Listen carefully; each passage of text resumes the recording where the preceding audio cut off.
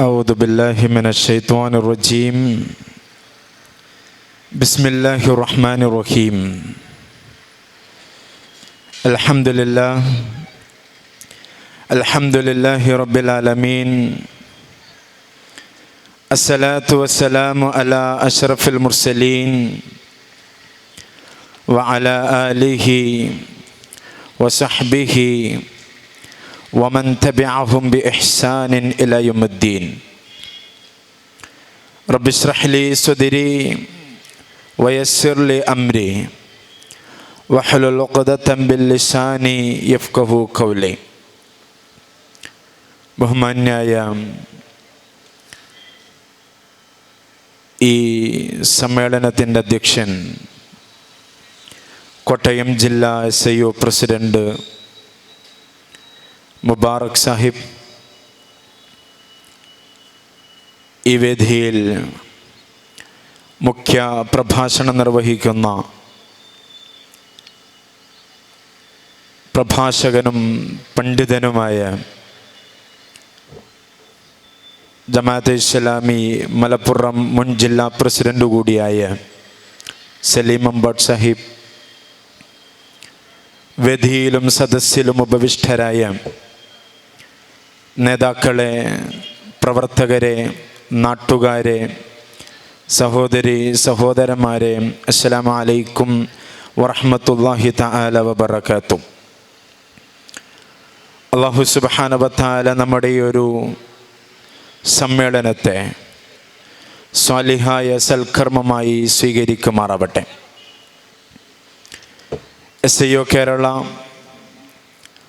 August September മാസങ്ങളിൽ നടത്തിക്കൊണ്ടിരിക്കുന്ന ഹൻലലയുടെ വഴിയെ നടക്കുക, ബാബരിയുടെ ഓർമ്മകൾ ഉണ്ടായിരിക്കുക എന്ന വളരെ മൂർച്ചയേറിയ പ്രമേയം ഉയർത്തിപ്പിടിച്ചുകൊണ്ട് നടത്തിക്കൊണ്ടിരിക്കുന്ന ക്യാമ്പയിനിൻ്റെ ഭാഗമായാണ് ഇന്ന് നമ്മൾ ഇവിടെ ഈരാറ്റുപേട്ടയെ പ്രകമ്പനം കൊള്ളിച്ചുകൊണ്ട് നടന്ന വിദ്യാർത്ഥി റാലിക്ക് ശേഷം നടന്നുകൊണ്ടിരിക്കുന്ന ഇസ്ലാമോഫോബിയ വിരുദ്ധ സമ്മേളനത്തിൽ നമ്മൾ പങ്കെടുത്തുകൊണ്ടിരിക്കുന്നത്. SIO വിദ്യാർത്ഥി സമൂഹത്തോട് സവിശേഷമായി പറയാൻ ശ്രമിക്കുന്ന കാര്യം, നിങ്ങൾ ഹൻലലയുടെ വഴിയെ നടക്കണം എന്നുള്ളതാണ്. ഹൻലല തീർച്ചയായും ഫലസ്തീനിലെ ഐതിഹാസികമായ പോരാട്ടങ്ങൾക്ക് നേതൃത്വം കൊടുത്തുകൊണ്ടിരിക്കുന്ന പോരാളികളുടെ പ്രതീകമാണ്. ആ ഹൻലലയുടെ വഴി എന്ന് പറയുന്നത് ജീവൻ്റെ അവസാനം വരെയും അവസാന ശ്വാസം വരെയും ബാത്തിലിനെതിരായിട്ടുള്ള പോരാട്ടങ്ങൾക്ക് നിങ്ങൾ നേതൃത്വം കൊടുക്കണം എന്നതാണ് ഹൻലലയുടെ വഴി നമ്മളോട് ആവശ്യപ്പെട്ടുകൊണ്ടിരിക്കുന്നത്. ഗസ നമ്മളോട് നിരന്തരമായി പറഞ്ഞുകൊണ്ടിരിക്കുന്നത്, ഇസ്സത്തുള്ള ആത്മാഭിമാനമുള്ള ജീവിതത്തിന് വേണ്ടി നിങ്ങൾ പണിയെടുക്കുക എന്ന് പറയുന്നത് നിങ്ങളുടെ ബാധ്യതയാണ് എന്നാണ് ഫലസ്തീൻ നമ്മളോട് പറഞ്ഞുകൊണ്ടിരിക്കുന്നത്. ഗസ നമ്മളോട് നിരന്തരമായി പറഞ്ഞുകൊണ്ടിരിക്കുന്നത്, എല്ലാ വംശീയ പ്രത്യയശാസ്ത്രങ്ങൾക്കുമെതിരെ അതിശക്തമായ ചെറുത്തുനിൽപ്പുകൾ നിങ്ങൾ നിർവഹിക്കണമെന്നുള്ളതാണ്.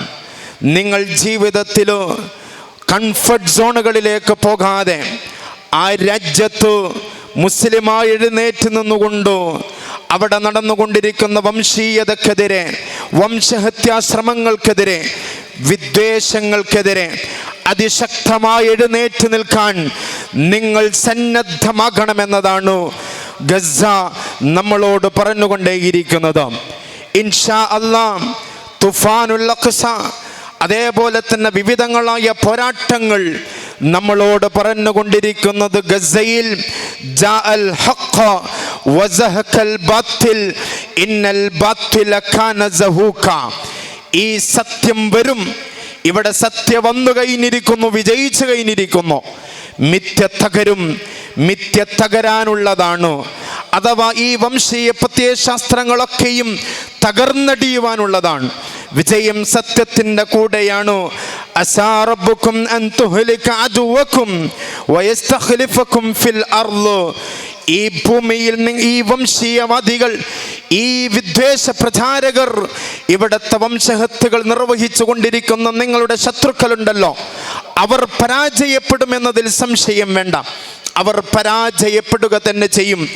പകരം ഈ ഭൂമിയുടെ പ്രാതിനിധ്യം നിങ്ങളെ ഏൽപ്പിക്കാൻ അല്ലാഹു സുബ്ഹാനഹു വ തആല പ്രാതിനിധ്യം നിങ്ങളെ ഏൽപ്പിക്കും. പക്ഷേ ഫയൻദുറ കൈഫ തഅമലൂൻ, നിങ്ങൾ എന്ത് പ്രവർത്തിക്കുന്നു എന്ന് അല്ലാഹു സുബ്ഹാനഹു വ തആല നോക്കുന്നുണ്ട്. എന്താണ് നമ്മളുടെ ഈ സത്യം വിജയിക്കുമ്പോൾ, മിഥ്യ തകർന്നടിയുമ്പോൾ, വംശഹത്യകൾ നിലംപരിശാകുമ്പോൾ നമ്മുടെ ഭാഗത്തു നിന്ന് എന്താണ് നമ്മൾ നിർവഹിച്ചത് എന്ന് ചോദിക്കുമെന്ന് ഖുർആൻ നമ്മളോട് പറയുന്നുണ്ട്. അവിടെയാണ് സയ്യിദിന്റെ വിദ്യാർത്ഥികളോട് പറയുന്നത്, ഈ പോരാട്ട മാർഗത്തിൽ നിങ്ങൾ അചഞ്ചലമായ വിശ്വാസത്തോടൊപ്പം ഈ പോരാട്ട മാർഗത്തിൽ നിങ്ങൾ ഉണ്ടാവണം. ബാബരിയെ കുറിച്ചിട്ടുള്ള ഓർമ്മകൾ ഉണ്ടാവണം. ഹാഫിസ് ജുനൈദിന്റെ ഓർമ്മകൾ നിങ്ങൾക്കുണ്ടാവണം. പഹ്ലു ഖാന്റെയും അഖ്ലാഖിന്റെയും അഫ്രസുൽ ഖാന്റെയും ഓർമ്മകൾ നെഞ്ചോട് ചേർത്ത് അചഞ്ചലമായ വിശ്വാസത്തോടുകൂടി ഈ മാർഗത്തിൽ മുന്നോട്ട് പോകാൻ നിങ്ങൾ സന്നദ്ധമാകണം എന്ന പ്രഖ്യാപനമാണ് SIO അതിൻ്റെ വിദ്യാർത്ഥികളോട് പറഞ്ഞുകൊണ്ടിരിക്കുന്നത്. ഇന്ന് രാജ്യം ഹിന്ദുത്വ രാഷ്ട്രമായി പ്രഖ്യാപിച്ചു കഴിഞ്ഞിട്ടുള്ള, അതാണല്ലോ പ്രാണപ്രതിഷ്ഠ കർമ്മത്തിലൂടെ ഇവിടുത്തെ ഭരണകൂടം പ്രഖ്യാപിച്ചത്.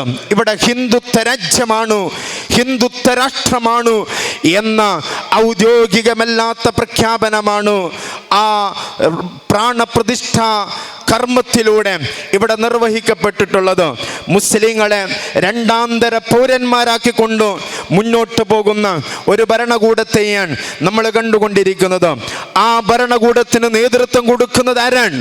ആ ഭരണകൂടത്തിന് നേതൃത്വം കൊടുക്കുന്നത് 2002 ഗുജറാത്ത് വംശഹത്യയിൽ 10,000കണക്കിന് ചെറുപ്പക്കാരെ, 10,000കണക്കിന് മുസ്ലിങ്ങളെ അടിച്ചു കൊന്നു വംശഹത്യക്ക് ശ്രമിച്ച, വീടുകൾ തകർത്ത, വിവിധങ്ങളായ വെറുപ്പുകൾ ഉൽപ്പാദിപ്പിച്ച, അങ്ങനെ മുസ്ലിം മൃതശരീരങ്ങൾക്ക് മുകളിലൂടെ നടന്നു ആ മുസ്ലിങ്ങളുടെ രക്തക്കറ പുരണ്ട കൈകൾ അഭിമാനമാണ് എന്ന് പ്രഖ്യാപിക്കുന്ന ഏറ്റവും വംശീയവാദിയായ ഒരു പ്രധാനമന്ത്രിയാണ് ഈ രാജ്യം ഭരിച്ചുകൊണ്ടിരിക്കുന്നത് എന്ന് നമുക്ക് കാണുവാൻ വേണ്ടി കഴിയുകയാണ്. അവിടെയാണ് ആ സംഘപരിവാർ എന്ന് പറയുന്ന ആശയം ഇവിടെ വളരെ വ്യവസ്ഥാപിതമായി നിർവഹിച്ചു കൊണ്ടിരിക്കുന്ന ഇസ്ലാമോഫോബിയെ കുറിച്ച് ഈ രാജ്യത്തിന്റെ മുഖമൂലകളിൽ ഇസ്ലാമിക പ്രസ്ഥാനം പറഞ്ഞുകൊണ്ടിരിക്കുന്നത്. അവിടെയാണ് കോട്ടയം ജില്ലാ കമ്മിറ്റി നിർവഹിക്കുന്ന ഈ ഇസ്ലാമോഫോബിയ വിരുദ്ധ സമ്മേളനത്തിന് പ്രസക്തിയേറുന്നത്. ആരാണ് സംഘപരിവാർ, ആരാണ് RSS എന്ന് ചോദിച്ചാൽ അവർ മുസ്ലിങ്ങളെ സംബന്ധിച്ചിടത്തോളം അവർ അപരനായിട്ട് പോലും കാണുവാൻ തയ്യാറാകാത്ത ഒരു വിഭാഗമാണ് RSS എന്ന് പറയുന്നത്. ലോകത്ത് തന്നെ വംശീയവാദികൾ അവർ അപരനെ സൃഷ്ടിക്കുക എന്നതാണ് ആദ്യം നിർവഹിക്കുന്ന ഒരു പ്രവർത്തനം. അങ്ങനെ അപരനെ നിർവഹിച്ച് ആ അപരനെ ഇല്ലാതാക്കുന്നതിന് വേണ്ടിയിട്ടുള്ള ശ്രമങ്ങളാണ് യഥാർത്ഥത്തിൽ വംശീയവാദികൾ നിർവഹിക്കാറുണ്ടായിരുന്നത്. പക്ഷേ RSSന്റെ പ്രത്യയശാസ്ത്രം എന്ന് പറയുന്നത് മുസ്ലിങ്ങൾ അപരനായിട്ട് പോലും കണക്കാക്കാൻ സാധ്യമല്ലാത്ത ഒരു വംശീയ പ്രത്യയശാസ്ത്രമാണത്. അഥവാ മുസ്ലിങ്ങളെ അപരനിഷ്കാസനം നിർവഹിക്കുക, മുസ്ലിങ്ങൾ ഈ രാജ്യത്തു നിന്ന് തുടച്ചു നിൽക്കുക എന്ന വളരെ അപകടകരമായ ഒരു ആദർശവും പേറിക്കൊണ്ടാണ് ഇവിടുത്തെ സംഘപരിവാർ പ്രവർത്തിച്ചു കൊണ്ടിരിക്കുന്നത് എന്ന് നമുക്ക് കാണുവാൻ വേണ്ടി കഴിയും. അതുകൊണ്ടാണ് 4000-ലധികം വൈവിധ്യങ്ങളുള്ള സമുദായങ്ങളുള്ള പ്രദേശമാണ് എന്നാണ് ഇന്ത്യയെക്കുറിച്ച് ആന്ത്രോപോളജിസ്റ്റുകൾ പറയുന്നത്. പക്ഷെ ആ 4000-ഓളം സമുദായങ്ങളെ സംഘപരിവാർ ഒരു വലയെറിയുമ്പോഴേക്ക് ആ വലയിലേക്ക് കുടുങ്ങാൻ ഇവിടുത്തെ സമുദായങ്ങൾ, ഇവിടുത്തെ മതേതര എന്ന് അവകാശപ്പെടുന്ന രാഷ്ട്രീയ പ്രവർത്തകർ, പ്രസ്ഥാനങ്ങൾ, മുഖ്യധാര രാഷ്ട്രീയ പ്രസ്ഥാനങ്ങൾ ആ സംഘപരിവാറിന്റെ വലയിൽ കുടുങ്ങുന്നത് എന്തുകൊണ്ടാണ് എന്ന് ചോദിച്ചാൽ ആ സംഘപരിവാർ ബോധപൂർവ്വം നിർവഹിച്ചു കൊണ്ടിരിക്കുന്ന വെറുപ്പാണ് അതിൻ്റെ കാരണമെന്ന് നമുക്ക് കാണുവാൻ വേണ്ടി കഴിയും. സംഘപരിവാർ വെറുപ്പ് ഉൽപ്പാദിപ്പിച്ചു കൊണ്ടേയിരിക്കുകയാണ്. ആ വെറുപ്പിന്റെ ആഴമറിയണമെങ്കിൽ മുഹമ്മദ് അഫ്രസുൽ ഖാനെ നമ്മൾ പരിചയപ്പെടണം. മുഹമ്മദ് അഫ്രസുൽ ഖാൻ എന്ന് പറയുന്ന പാവപ്പെട്ട ഒരു വിറക് തൊഴിലാളി, വിറക് മുറിക്കുന്ന പണിയെടുക്കുന്ന ഒരു പാവപ്പെട്ട തൊഴിലാളിയെ ശംഭുലാൽ എന്ന് പറയുന്ന RSSന്റെ സംഘപരിവാറിന്റെ നേതൃത്വത്തിലിരിക്കുന്ന ഒരു മനുഷ്യൻ തൻ്റെ വീട്ടിലേക്ക് ജോലിക്ക് വേണ്ടി വിളിക്കുകയാണ്. എന്നിട്ട് ജോലി ചെയ്തുകൊണ്ടിരിക്കുന്ന അഫ്രസുൽ ഖാന്റെ പിറകെ നിന്ന് വെട്ടുകയാണ്. പിറകെ നിന്ന് വെട്ടി അങ്ങനെ വെട്ടേറ്റ് വീണ് അഫ്രസുൽ ഖാന്റെ പച്ചക്ക് ചുട്ടെരിയുന്ന കാഴ്ചയാണ് നമ്മൾ കണ്ടുകൊണ്ടിരിക്കുന്നത്. അങ്ങനെ പച്ചക്ക് ചുട്ടുകൊള്ളുന്ന ആ രംഗം വീഡിയോകളിൽ നമ്മളെല്ലാവരും കണ്ടിട്ടുണ്ട്. ആരാണ് ആ വീഡിയോ എടുത്തതെന്ന് അറിയുമ്പോഴാണ് നമുക്ക് വലിയ ഭീകരമാംവിധമുള്ള ഒരു നാളെകളെ കുറിച്ച് നമുക്ക് ബോധ്യപ്പെടുന്നത്. ഈ ശംഭുലാലിന്റെ സഹോദരപുത്രനായ കേവലം 13 വയസ്സ് മാത്രം പ്രായമുള്ള ഒരു ബാലനാണ് തൻ്റെ അമ്മയുടെ സഹോദരൻ ഒരു മനുഷ്യനെ, പാവപ്പെട്ട മനുഷ്യനെ, തൻ്റെ വീട്ടിലേക്ക് ജോലിക്ക് വന്ന പാവപ്പെട്ട മനുഷ്യനെ പിറകെ നിന്ന് വെട്ടി പച്ചക്ക് കത്തിച്ചു കൊല്ലുന്ന വീഡിയോ എടുത്ത് കൈകൾ വിറക്കാതെ വീഡിയോ എടുത്തത് കേവലം 13 വയസ്സ് മാത്രം പ്രായമുള്ള ചെറുപ്പക്കാരനാണ്, ബാലനാണ് എന്നറിയുമ്പോഴാണ് അതിൻ്റെ ആഴം നമുക്ക് മനസ്സിലാകുന്നത്. അങ്ങനെ ആ ഹൈക്കോടതിയിൽ നിന്ന് ജാമ്യമിട്ട് പുറത്തേക്ക് വരുമ്പോൾ 10,000-കണക്കിന് ആളുകളാണ് ഈ ധീര പുരുഷൻ എന്ന് പറഞ്ഞുകൊണ്ട് ഈ ശംഭുലാലിനെ സ്വീകരിക്കുവാൻ വേണ്ടി അവിടെ കടന്നു വരുന്നത്. അങ്ങനെ ലക്ഷക്കണക്കിന് രൂപയാണ് ഈ കാബാലികന്, ഈ വംശീയവാദിക്ക്, ഈ വംശവറി നിർവഹിച്ച ഒരു മനുഷ്യനെ പച്ചക്ക് ചുട്ടുകൊന്ന ഈ മനുഷ്യന് ലക്ഷക്കണക്കിന് രൂപയാണ് പാരിതോഷികമായി രാജ്യത്തിൻ്റെ വിവിധ ഭാഗങ്ങളിൽ നിന്ന് പോയത് എന്നത് നമ്മൾ മനസ്സിലാക്കേണ്ട കാര്യമാണ്. അവിടെയാണ് കേരളത്തിൽ നടക്കം ആ അക്കൗണ്ടുകളിലേക്ക് പൈസ അയച്ച ആളുകളുണ്ട്. അത്രമേൽ ഈ വെറുപ്പ് വ്യാപിച്ചിട്ടുണ്ട് എന്ന് നമ്മൾ മനസ്സിലാക്കേണ്ടതുണ്ട്. അഖ്ലാഖ് കൊല ചെയ്യപ്പെടുന്നത് എങ്ങനെയാണ്? 3 പെരുന്നാളിന് ശേഷം 3 ദിവസങ്ങൾക്ക് ശേഷമാണ് അഖ്ലാഖ് കൊല ചെയ്യപ്പെടുന്നത്. പെരുന്നാളിൻ്റെ ദിവസം തൻ്റെ വീട്ടിലേക്ക് തൻ്റെ ആഘോഷ വേളയിൽ അതിഥികളായി ക്ഷണിക്കപ്പെട്ട അയൽവാസികൾ അവർ വന്നു.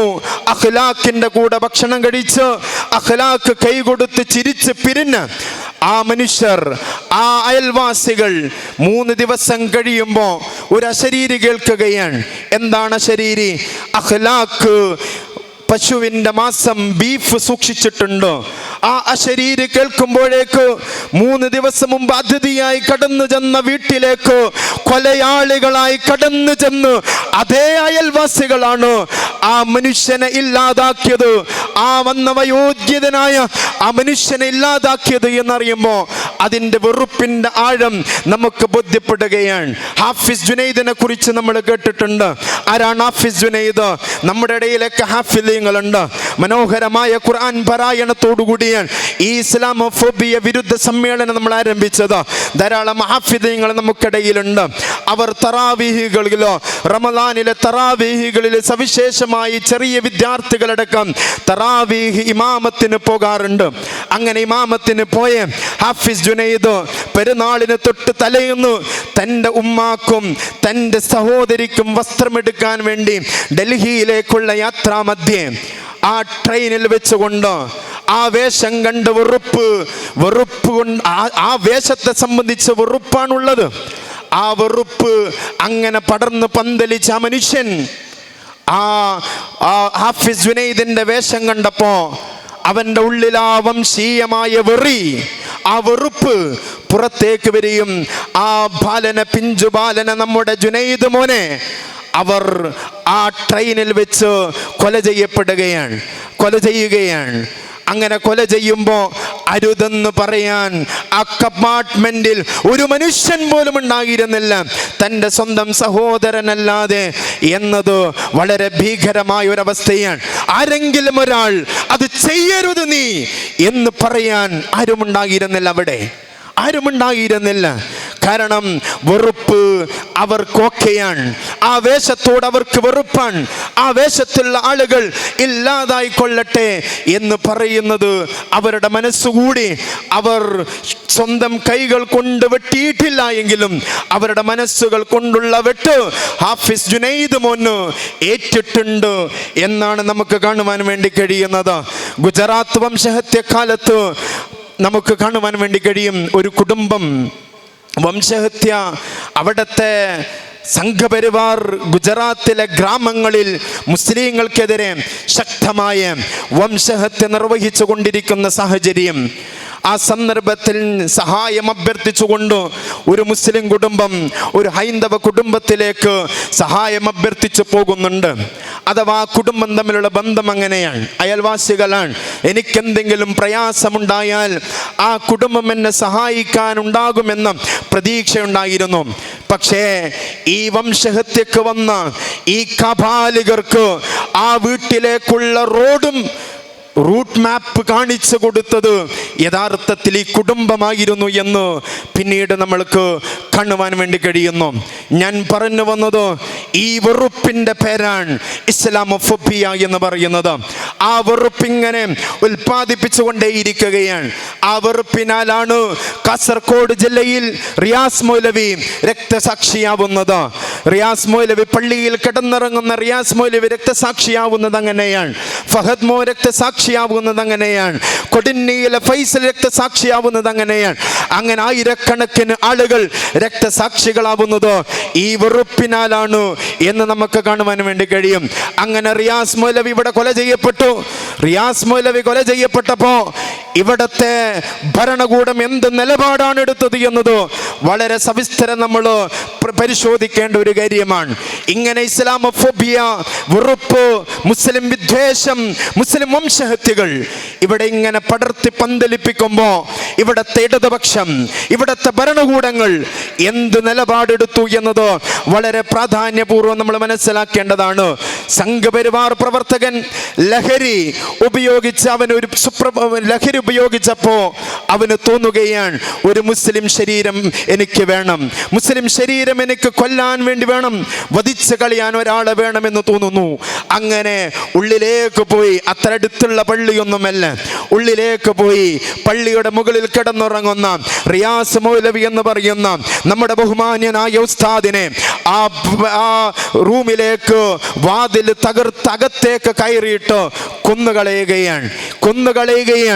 അങ്ങനെ കൊന്നുകളയാൻ മാത്രമുള്ള വീര്യമുള്ള എന്ത് ലഹരിയാണ് ആ കബാലികർ, ആ കൊലയാളികൾ, ആ സംഘപരിവാറിൻ്റെ വംശീയവാദികൾ ഉപയോഗിച്ചത് എന്ന് നോക്കുമ്പോൾ നമുക്ക് കാണുവാൻ കഴിയും അത് ഈ ഇസ്ലാമിനോടുള്ള വെറുപ്പ് എന്ന ലഹരിയാണ്. ഇസ്ലാമിനെതിരെയുള്ള മുസ്ലിങ്ങളോടുള്ള വെറുപ്പ് എന്ന് പറയുന്ന ലഹരിയാണ് യഥാർത്ഥത്തിൽ അവരതിന് പ്രേരിപ്പിച്ചത് എന്ന് നമുക്ക് കാണുവാൻ വേണ്ടി കഴിയും.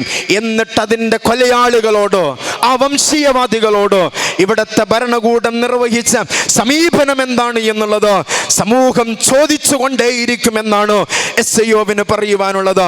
ആ പ്രതികളെ സംരക്ഷിക്കുന്നതിന് ഇവിടുത്തെ ഇടതുപക്ഷ സർക്കാർ, അതിന് പോലീസ് നേതൃത്വം കൊടുക്കരുത് എന്നതാണ് നമുക്ക് പറയുവാനുള്ളത്.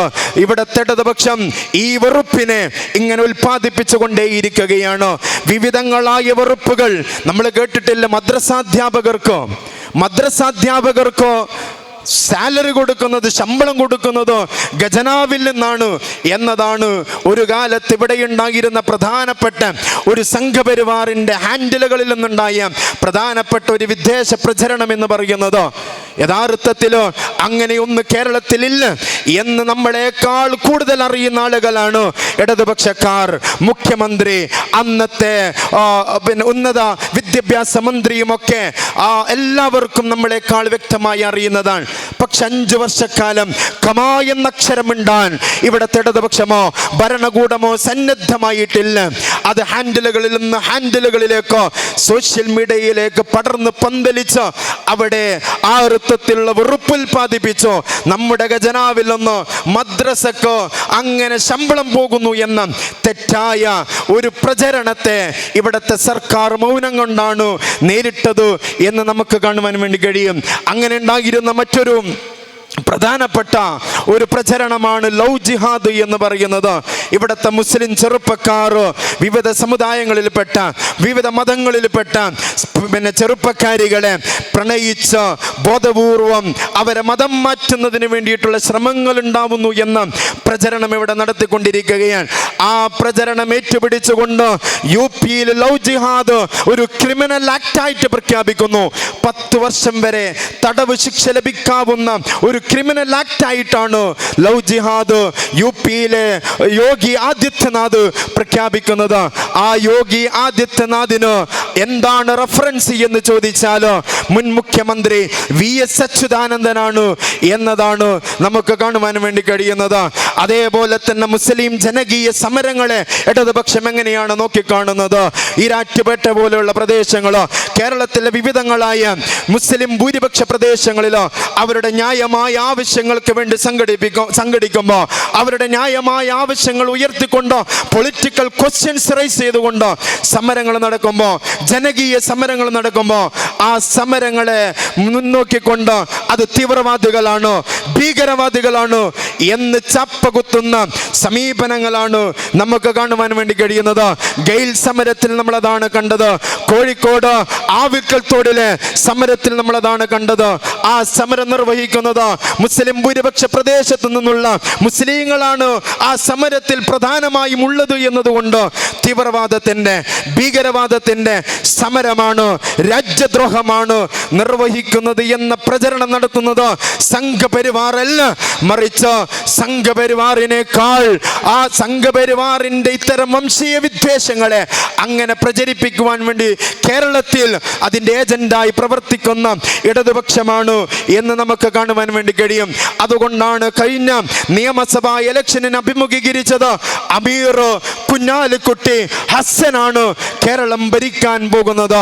അമീറിനെയും കുഞ്ഞാലിക്കുട്ടിയെയും കോൺഗ്രസിൽ നിന്നുള്ള ഒരു മുസ്ലിം നേതാവിനെയും എടുത്തുകൊണ്ട് ആ പ്രസ്താവന നിർവഹിക്കുന്നത് എത്രമേൽ ഇവിടുത്തെ സാമുദായിക ധ്രുവീകരണത്തിന് അത് കാരണമായിട്ടുണ്ട് എന്നുള്ളത് കൂടുതൽ വിശദീകരിക്കാതെ തന്നെ നമുക്ക് പറയാൻ കഴിയുന്നതാണ്.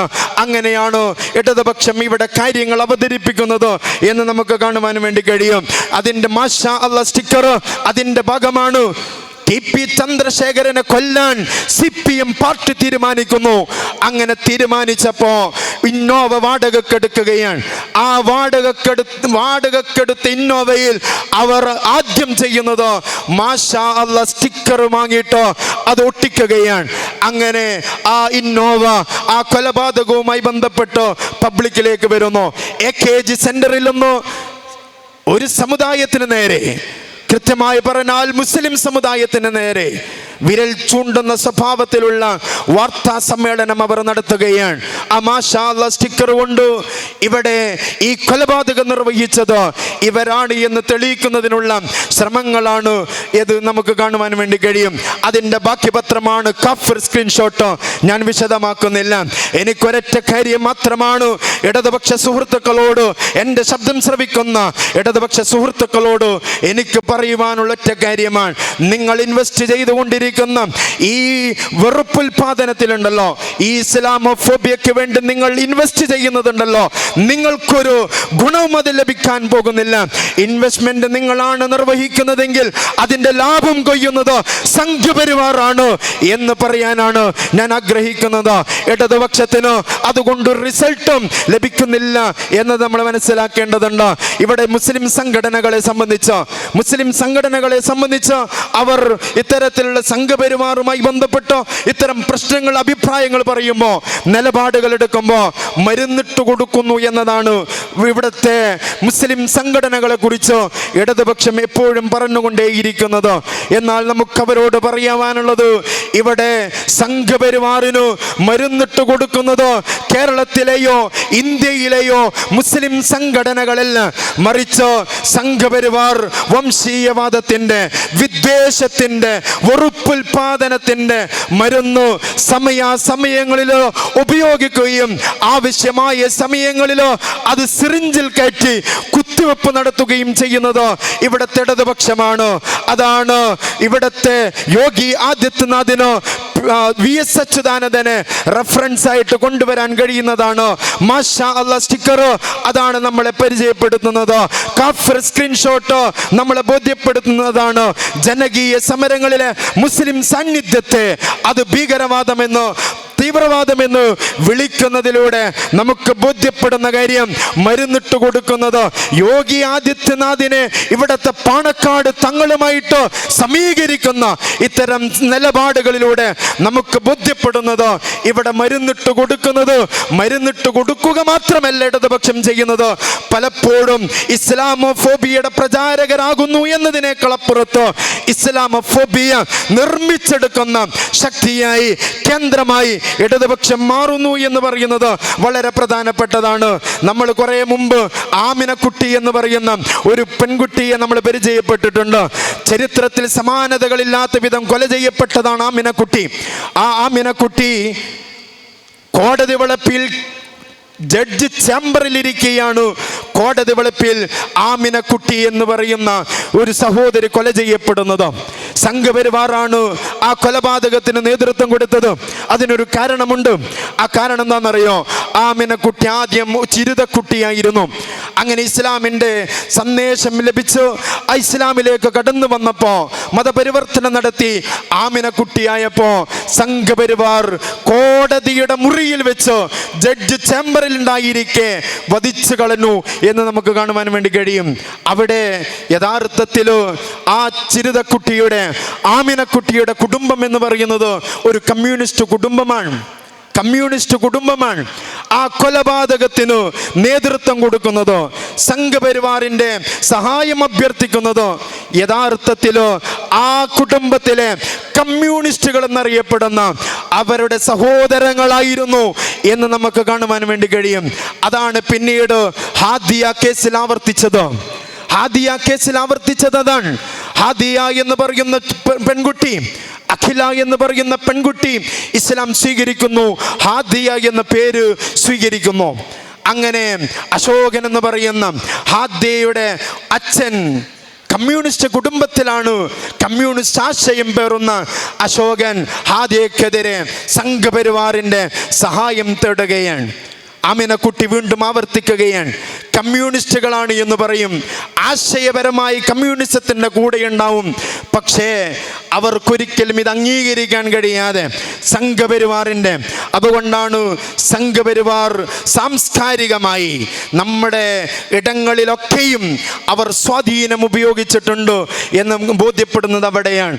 അങ്ങനെ ഹാദിയയെ അശോകൻ, കമ്മ്യൂണിസ്റ്റ് പശ്ചാത്തലമുള്ള അശോകൻ സംഘപരിവാറിൻ്റെ സഹായത്തോടുകൂടി വിവിധങ്ങളായ കോലിളക്കങ്ങൾ ഇവിടെ സൃഷ്ടിച്ചത്, വീട്ടു തടങ്കലടക്കമുള്ള കാര്യങ്ങൾക്ക് നേതൃത്വം കൊടുത്ത് നമ്മൾക്ക് അറിയാവുന്നതാണ്.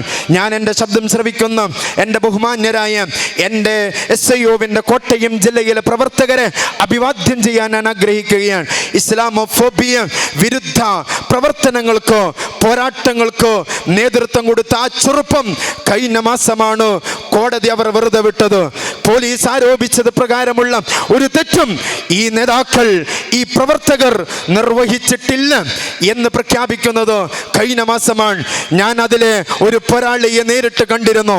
തീക്ഷ്ണമായ വാക്കുകളിൽ ഇസ്ലാമോഫോബിയക്കെതിരെയുള്ള പോരാട്ടങ്ങളിൽ തുടർന്നുമുണ്ടാവുമെന്ന പ്രഖ്യാപനമാണ് അദ്ദേഹത്തിൻ്റെ വാക്കുകളിൽ എനിക്ക് കാണാൻ വേണ്ടി കഴിഞ്ഞത്. ഞാൻ അവരെ അഭിവാദ്യം ചെയ്യാൻ ഈ വേദി ഉപയോഗപ്പെടുകയാണ്. നമ്മളെ സംബന്ധിച്ചിടത്തോളം ഇത്തരം കോട്ടയമടക്കമുള്ള പ്രദേശങ്ങളിലോ ഇങ്ങനെ വിവിധങ്ങളായ രീതിയിലുള്ള ഇസ്ലാമോഫോബിയ എലമെന്റുകൾ നമ്മൾ കണ്ടുകൊണ്ടേയിരിക്കുന്നുണ്ട്. നമ്മളത് മനസ്സിലാക്കിയിട്ടുള്ളതുമാണ്. ഈരാറ്റുപേട്ടയെ കുറിച്ച്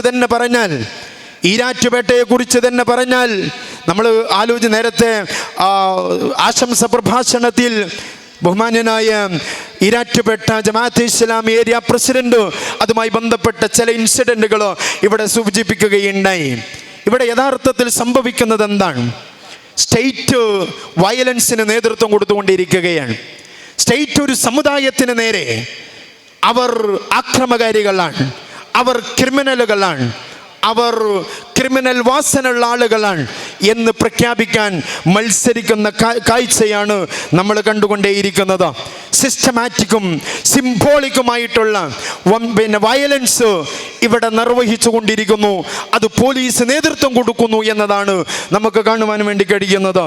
പോൾ ഗിൽറെ പോലുള്ള സോഷ്യോളജിസ്റ്റ് ചിന്തകന്മാർ പറയുന്നുണ്ട്, അദ്ദേഹം അമേരിക്കയിലെ ബ്ലാക്സിൻ്റെ സാമൂഹികമായ അവസ്ഥകളെ കുറിച്ച് പഠിച്ച ഒരു ചിന്തകനാണ്, സോഷ്യോളജിസ്റ്റാണ്. അദ്ദേഹം പറയുന്നുണ്ട്, അവിടെ ചെയ്യുക ബ്ലാക്സിനെതിരെ, കറുത്ത വർഗക്കാർക്കെതിരെ അവർ ക്രിമിനലുകളാണ്, ക്രിമിനൽ വാസനകളുള്ള ആളുകളാണ്, അവർ നിരന്തരമായി ഇത്തരം പ്രശ്നങ്ങൾ ഉണ്ടാക്കുന്ന ആളുകളാണ് എന്ന് ചിത്രീകരിച്ചു കൊണ്ടേയിരിക്കും. യഥാർത്ഥത്തിൽ അവരല്ല ക്രിമിനലുകൾ. യഥാർത്ഥത്തിൽ പോലീസാണ് ക്രിമിനലുകൾ. അവർ ഏതൊരു വ്യവഹാരത്തെയാണോ അവർ സപ്പോർട്ട് ചെയ്യുന്നത്, അവരാണ് ക്രിമിനലുകൾ. പക്ഷേ ഒരു സമൂഹത്തെ ടാർഗറ്റ് ചെയ്യുന്നതിൻ്റെ ഭാഗമായി നിരന്തരമായി അവരാണ് ക്രിമിനലുകൾ എന്ന് പറഞ്ഞുകൊണ്ടേയിരിക്കുന്ന ഒരു രംഗമാണ് അവിടെ അദ്ദേഹം സൂചിപ്പിക്കുന്നത്. അതുപോലെയാണ് ഈരാറ്റുപേട്ടയിലും ഇവിടുത്തെ പോലീസ് ചെയ്യുന്നത്. നേരത്തെ അദ്ദേഹം സൂചിപ്പിച്ചു, കാലങ്ങളായിട്ടുള്ള ഈരാറ്റുപേട്ടക്കാരുടെ ആവശ്യമാണ് മിനി സിവിൽ സ്റ്റേഷൻ എന്ന് പറയുന്നത്.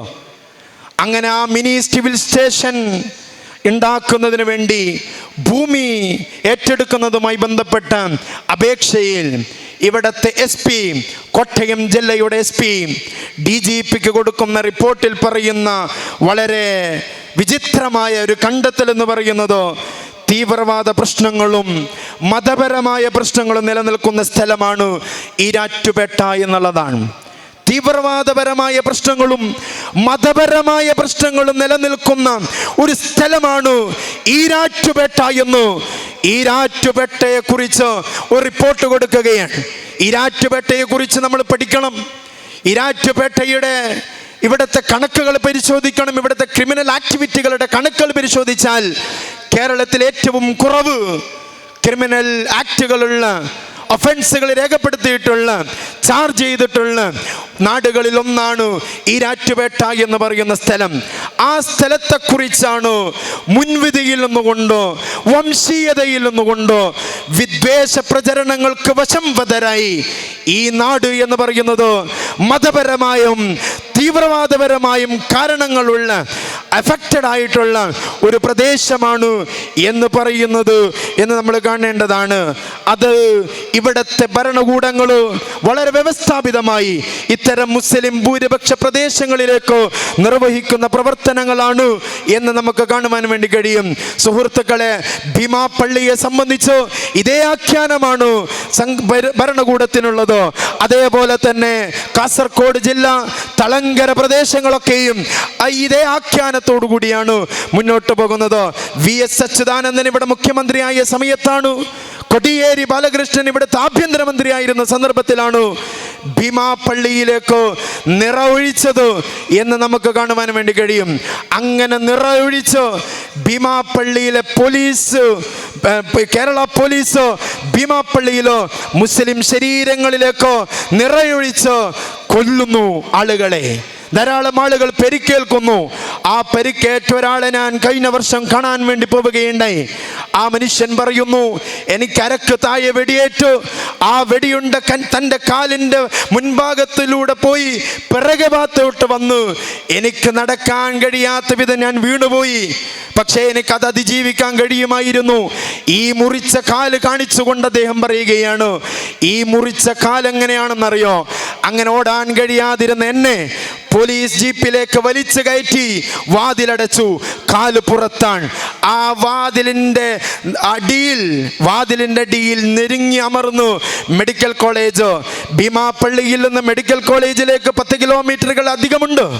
അത്രയും കിലോമീറ്ററുകൾ തൻ്റെ കാല വാതിലിനരികിൽ അമർന്നപ്പോ അങ്ങനെ രക്തം കട്ട പിടിച്ച് ആ കാലിന് ചലനശേഷി നഷ്ടപ്പെട്ട് മുറിച്ചതാണ് എന്ന് സാക്ഷ്യപ്പെടുത്തുന്ന ഒരു ഇരയുടെ വീട്ടിലേക്ക് ഞാൻ പോവുകയുണ്ടായി.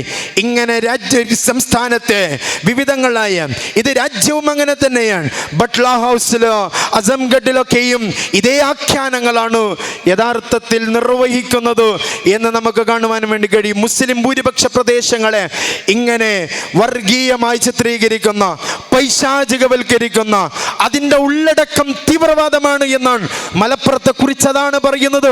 മലപ്പുറം മുസ്ലിം ഭൂരിപക്ഷ ജില്ലയായതുകൊണ്ട് തന്നെ അതിൻ്റെ ഉള്ളടക്കം തീവ്രവാദമാണ് എന്ന് പ്രഖ്യാപിക്കുന്നത് ഇവിടുത്തെ ഉത്തരവാദിത്തപ്പെട്ട ഭരണകൂടത്തിന് നേതൃത്വം കൊടുക്കുന്ന ആളുകളാണ് എന്നത് നമ്മൾ കാണാതെ പോകാൻ വേണ്ടി പാടില്ല. അവിടുത്തെ കുട്ടികൾ പഠിച്ച് പാസ്സായി വരുമ്പോ, നല്ല മാർക്കോടുകൂടി കടന്നു വരുമ്പോ അത് കോപ്പി അടിച്ചിട്ടാണ് എന്ന് പറയുന്നത് ഇവിടുത്തെ ഭരണകൂടത്തിന് നേതൃത്വം കൊടുക്കുന്ന ആളുകളാണ് എന്നത് നമ്മൾ തിരിച്ചറിയേണ്ടതുണ്ട്.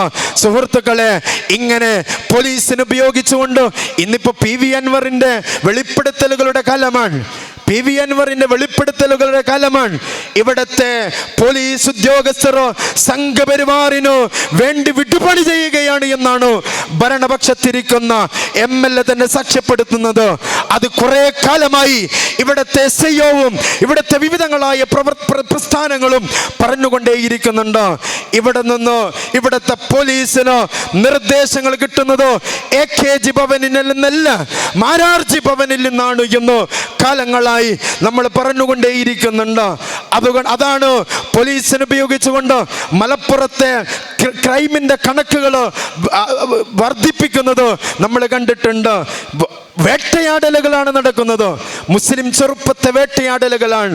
ലഹരിയുടെ പേര് പറഞ്ഞു, വിവിധങ്ങളായ പേര് പറഞ്ഞു, കള്ളക്കേസുകൾ ഉണ്ടാക്കി, കള്ളക്കണക്കുകൾ ഉണ്ടാക്കുന്ന ഒരു സാഹചര്യമാണ് നമ്മൾ കണ്ടുകൊണ്ടിരിക്കുന്നത്. സംഘപരിവാറിന് വിടുപണി ചെയ്തുകൊണ്ടിരിക്കുകയാണ്. തൻ്റെ കയ്യിലിരിക്കുന്ന പോലീസിനെ സംഘപരിവാർ ആലയത്തിലേക്ക് കെട്ടിയിട്ടിട്ടാണ് ഇന്ന് ഭരണകൂടം മുന്നോട്ട് പോയിക്കൊണ്ടിരിക്കുന്നത്.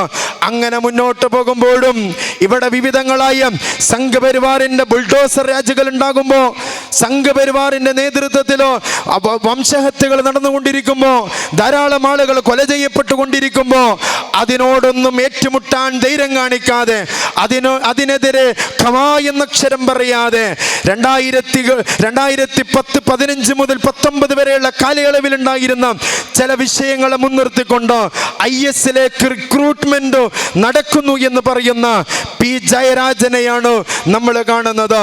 P.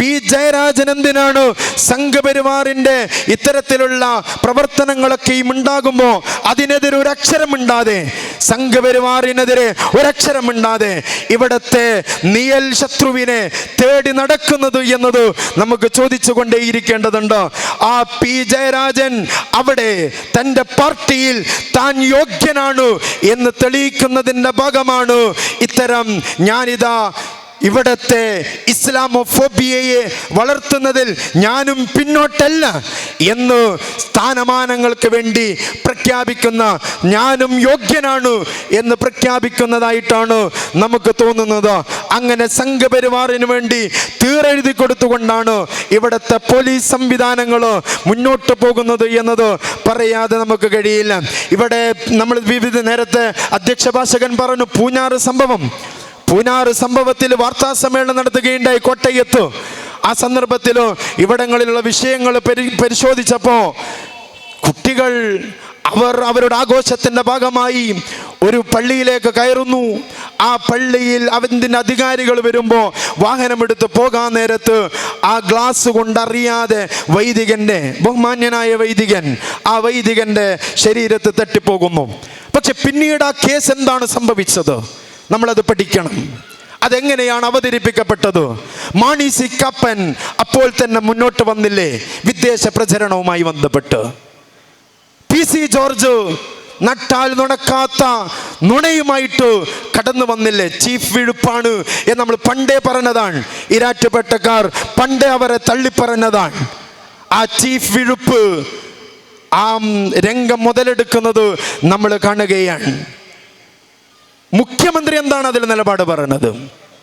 മുഖ്യമന്ത്രി പറയുന്നത് വളരെ സ്വാഭാവികതയിൽ പറയുന്നു, ചെറുപ്പക്കാരുടെ സെറ്റാണ് എന്ന് പറയുമ്പോൾ ശ്രദ്ധിക്കണം. ചെറുപ്പക്കാരുടെ സെറ്റാണ് എന്ന് പറയുമ്പോൾ നിങ്ങൾ തെറ്റിദ്ധരിക്കരുത് അതിലെല്ലാവരുമുണ്ട് എന്ന്. മറിച്ച് അതിൽ മുസ്ലിം സമുദായം മാത്രമേയുള്ളൂ എന്ന് മുഖ്യമന്ത്രി. അതുകൊണ്ടാണ് ഞാൻ നേരത്തെ പറഞ്ഞത്, ഇടതുപക്ഷം സംഘപരിവാർ നിർമ്മിക്കുന്ന ഇസ്ലാമോഫോബിയയുടെ പ്രചാരകരായിരുന്നുവെങ്കിൽ ഇപ്പോൾ പിണറായി വിജയന്റെ നേതൃത്വത്തിലുള്ള ഇടതുപക്ഷം നിർവഹിച്ചു കൊണ്ടിരിക്കുന്നത് ഇസ്ലാമോഫോബിയ നിർമ്മിച്ചു കൊണ്ടിരിക്കുന്ന ഒരു പണിയാണ് എന്ന് നമ്മൾ മനസ്സിലാക്കേണ്ടതുണ്ട്. 307 ചുമത്തുകയാണ്, 307 ചുമത്തുകയാണ്. വധശ്രമമാണ്.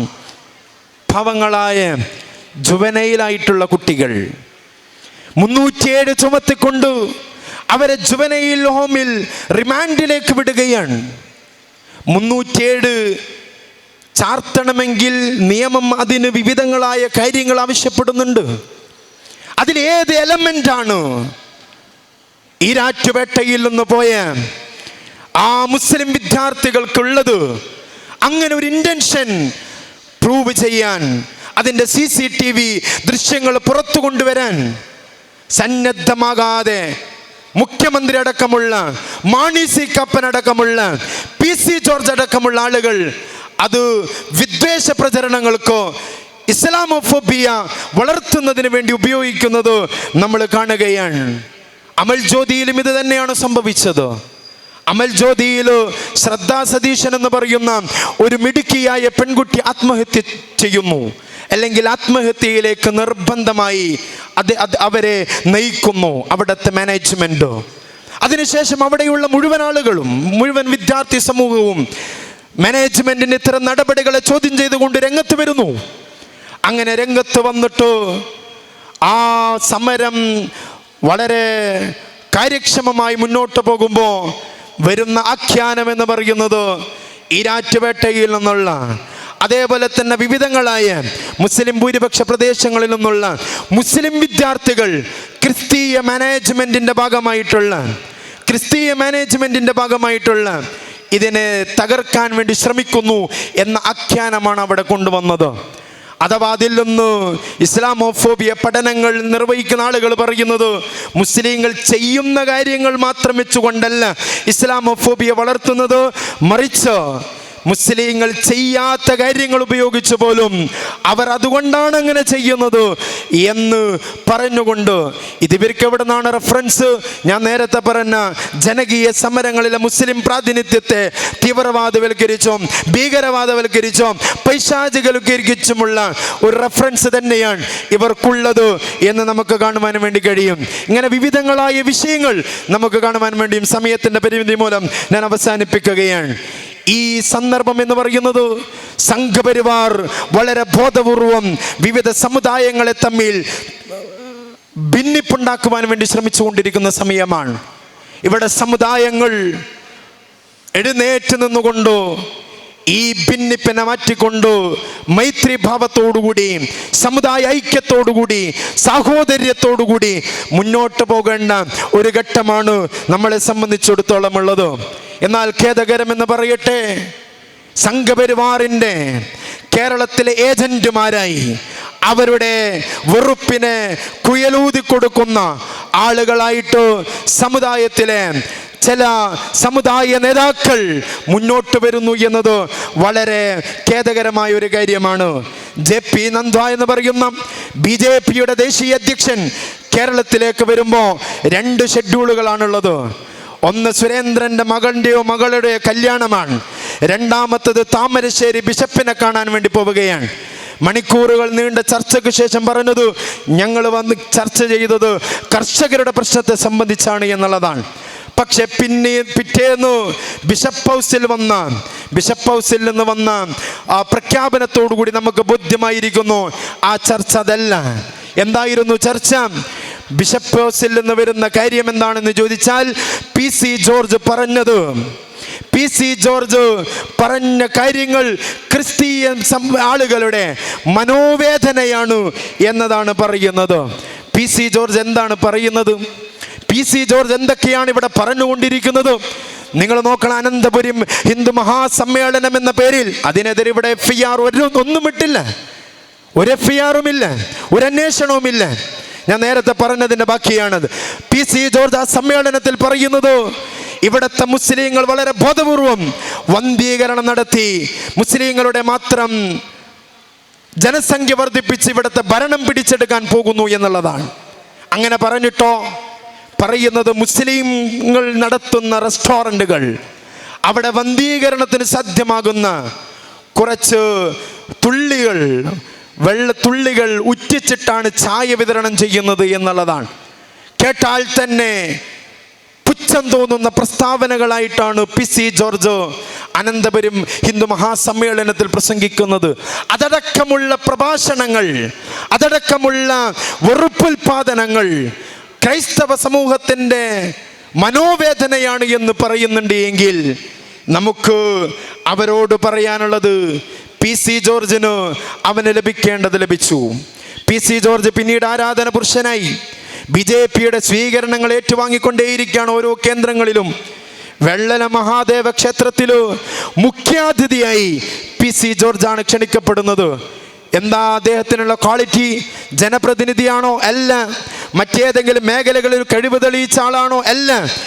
ആകെയുള്ള ക്വാളിറ്റി എന്ന് പറയുന്നത് തൻ്റെ രാഷ്ട്രീയ ലാഭത്തിന് വേണ്ടി തൻ്റെ കൂടെ നിന്ന് സമൂഹത്തെ വഞ്ചിച്ച് അവർക്കെതിരെ, മുസ്ലിങ്ങൾക്കെതിരെ വംശീയ വിദ്വേഷം കലർന്ന പ്രസ്താവനകൾ നിർവഹിച്ചു എന്നതാണ് അദ്ദേഹത്തിന് ലഭിച്ചത്. കാസ എന്ന് പറയുന്ന ഒരു സംഘടന ക്രൈസ്തവർക്കിടയിൽ പ്രവർത്തിക്കുന്നു എന്ന് അവകാശപ്പെടുന്ന സംഘടന, അവിടെ സംഘപരിവാറിൻ്റെ ഏജന്റുമാരായി മുന്നോട്ട് പോകുന്ന കാഴ്ചയാണ്. നേരത്തെ പറഞ്ഞ എല്ലാ വിഷയങ്ങളും, പുനാർ വിഷയമായിക്കോട്ടെ, അമൽ ജ്യോതി വിഷയമായിക്കൊള്ളട്ടെ, ഏത് വിഷയങ്ങൾ എടുത്താലും കൃത്യമായി സംഘപരിവാറിൻ്റെ കുയലൂത്ത് നടത്തുന്ന കാസയാണ് നമുക്ക് കാണുവാൻ വേണ്ടി കഴിയുന്നത്. അതുകൊണ്ട് സംഘപരിവാറിൻ്റെ കുയലൂത്ത് നടത്തുന്ന ഇവിടത്തെ എൻ്റെ സമുദായത്തിലെ, ക്രിസ്തീയ സമുദായത്തിലെ ആളുകളോട് എനിക്ക് പറയാനുള്ളത്, നിങ്ങൾ അതിൽ നിന്ന് പിന്മാറണം. സമുദായങ്ങൾ ഒറ്റക്കെട്ടായി നിൽക്കേണ്ട ഘട്ടമാണിത്. നിങ്ങൾക്ക് മുസ്ലിം സമുദായത്തെ സംബന്ധിച്ചറിയാവുന്നതാണ്. മുസ്ലിം സമുദായത്തെക്കുറിച്ച് നിങ്ങൾ ഇടപഴകിയിട്ടുള്ള ആളുകളാണ്. ഈ നട്ടാൽ നുണക്കാത്ത നുണ നിങ്ങൾക്കറിയാം, അത് സത്യമല്ല എന്ന് നിങ്ങൾ മനസ്സിലാക്കുന്നുണ്ടോ? മുസ്ലിങ്ങളെ നെക്കിക്കൊല്ലുമ്പോ അവർ സംഘപരിവാർ നെക്കിയിട്ട് മാത്രമല്ല നക്കിയും കൊല്ലും. അതിന് നിങ്ങൾ വിദൂരതയിലേക്ക് പോവേണ്ടതില്ല. ഒറീസയിലെ കണ്ടമാർ നമുക്കതിന് ഉദാഹരണമാണ്. 20 ക്രിസ്തീയ ദേവാലയങ്ങളാണ് അവിടെ തകർക്കപ്പെട്ടത്. 100 ക്രിസ്തീയ വീടുകളാണ് അവിടെ തകർക്കപ്പെട്ടത്. ആയിരക്കണക്കിന് ആളുകളാണ് അവിടെ അരക്ഷിതമായത് എന്ന് നമ്മൾ കണ്ടതാണ്. അതേപോലെ തന്നെ നമ്മളിപ്പോഴും മണിപ്പൂർ കത്തിക്കൊണ്ടിരിക്കുന്നു എന്ന് നമ്മൾ കാണുന്നുണ്ട്. മണിപ്പൂരിലെ സംഘപരിവാർ വളരെ ആസൂത്രിതമായി ഇവിടുത്തെ ക്രിസ്തീയ ന്യൂനപക്ഷത്തിനെതിരെ അതിശക്തമായ വംശഹത്യയാണ് നിർവഹിച്ചു കൊണ്ടിരിക്കുന്നത്. കർണാടകയിൽ നമ്മളതാണ് കണ്ടത്.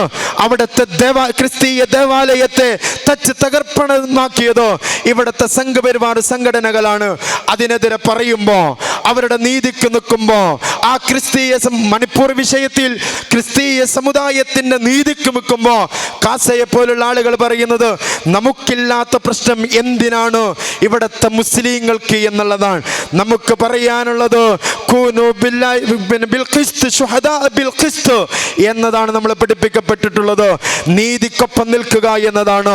സംഘപരിവാറിന്റെ വംശീയതക്കൊപ്പമല്ല, സംഘപരിവാറുണ്ടാക്കിയെടുക്കുന്ന വിദ്വേഷത്തിനൊപ്പമല്ല, വെറുപ്പിനൊപ്പമല്ല, നീതിയുടെ കൂടെ നിൽക്കുന്ന സമുദായമാണ് നമ്മളതാണ് നമ്മുടെ നാഥൻ പഠിപ്പിച്ചു തന്നിട്ടുള്ളത്. അതുകൊണ്ടാണ് അതിൻ്റെ ഭാഗമായി നിൽക്കുന്നത് എന്ന് പറയാൻ ഞാൻ ആഗ്രഹിക്കുകയാണ്. അതുകൊണ്ട് ഞാൻ അവസാനിപ്പിക്കുന്നു. സംഘപരിവാർ നടത്തിക്കൊണ്ടിരിക്കുന്ന ഇത്തരം വിദ്വേഷ പ്രചരണങ്ങളെയും അതിനെ കുയിലൂത്ത് നടത്തുന്ന ആളുകളും മനസ്സിലാക്കിയിരിക്കേണ്ട ഒരു കാര്യം, ഇതുകൊണ്ട് മുസ്ലിങ്ങൾ അടിച്ചുകൊല ചെയ്യപ്പെടുന്നു, തടവറകളിലാക്കപ്പെട്ടുകൊണ്ടിരിക്കുന്നു. അതേപോലെ അതുപോലെ തന്നെ വിവിധങ്ങളായ പ്രതിസന്ധികളിലൂടെ കടന്നു പോയിക്കൊണ്ടിരിക്കുന്ന ഈ സമുദായം യഥാർത്ഥത്തിൽ അങ്ങനെ ഒന്ന് സംഭവിക്കുമ്പോൾ, വംശഹത്യ ഇവിടെ നടക്കുമ്പോൾ മുസ്ലിം സമുദായം മാത്രമല്ല ഈ സമൂഹത്തിന്റെ സ്ഥിരമായ സമാധാനപൂർണമായ ഒരു ജീവിതത്തെ തന്നെയാണ് ബാധിക്കുന്നത് എന്ന് മനസ്സിലാക്കി ഈ ഇസ്ലാമോഫോബിയക്കെതിരെ അതിശക്തമായ നിലപാടെടുത്തുകൊണ്ട് മുന്നോട്ട് പോകാൻ നമുക്ക് കഴിയേണ്ടതുണ്ട് എന്നുണർത്തിക്കൊണ്ട് ഞാൻ ഈ ഒരു ഇസ്ലാമോഫോബിയ വിരുദ്ധ സമ്മേളനം അല്ലാഹുവിന്റെ നാമത്തിൽ ബിസ്മില്ലാഹിർ റഹ്മാനിർ റഹീം ഉദ്ഘാടനം ചെയ്തതായി അറിയിക്കുന്നു. വആഖിറു ദഅവാന അനിൽ ഹംദുലില്ലാഹി റബ്ബിൽ ആലമീൻ. അസ്സലാമു അലൈക്കും വറഹ്മത്തുള്ളാഹി.